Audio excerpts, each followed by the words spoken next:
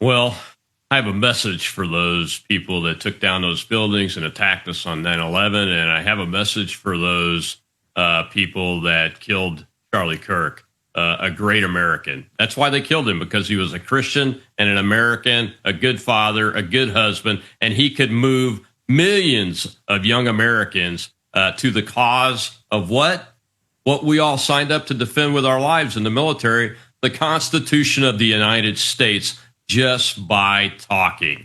That's why he couldn't be allowed to continue. Well, my message is this: we will never leave the fight for America, no matter how many you kill. It doesn't matter. We didn't leave when 9/11 happened. As a matter of fact, we pitched into the fight. Americans volunteered for every walk of life. You remember professional athletes, actors, just like what happened in World War II, because everybody in America, no matter what their political ideology was, saw what was happening, is that our very soul was under attack. And unfortunately, that's happening right now internally with this red-green axis, this Marxist Islamist axis, and some type of organization that's conducting these operations of assassination. It looks very familiar.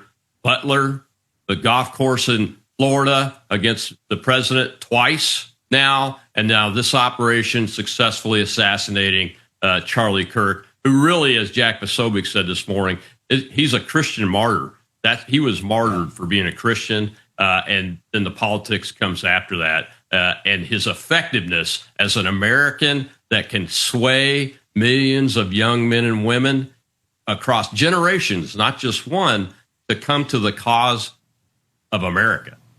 That scares them, and that's why they killed him. It certainly feels like the American way of life is under attack, which would then make it feel like we are at war. Steve Bannon, to bring up another Real America's Voice legend, called Charlie Kirk a casualty of war. You know, I never really thought about it, Colonel, but you raise an interesting parallel, because the animals that flew planes into those iconic buildings in America 24 years ago today have the same thoughts about freedom and liberty of whoever's responsible for killing Charlie Kirk. There are parallels there, and they're willing to kill for this. Now, to me, I don't know what happens, but I'm not saying we're ready for a civil war, and I would rather have America go down and back to realizing that peaceful discourse is the way of the world, and the best way of the world. But I'm in a very scary spot right now, Colonel. What do you make of where we are?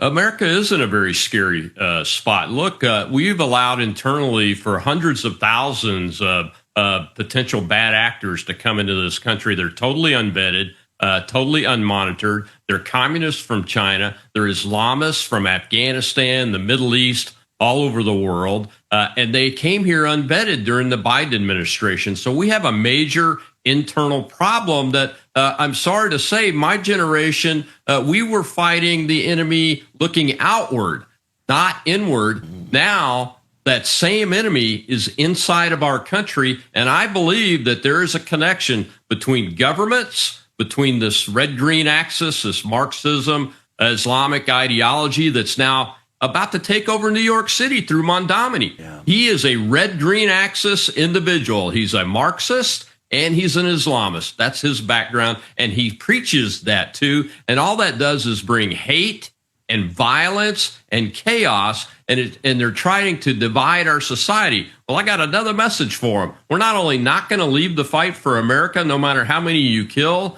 we are not going to start a civil war. We are going to follow the model of Charlie Kirk, which is invite the opposing view people to the table, to his tent, to let them speak their views, and then persuade them through our voices the ideas of America and Christianity are better than their ideas. And Charlie personally persuaded hundreds of thousands of American young people to change their minds.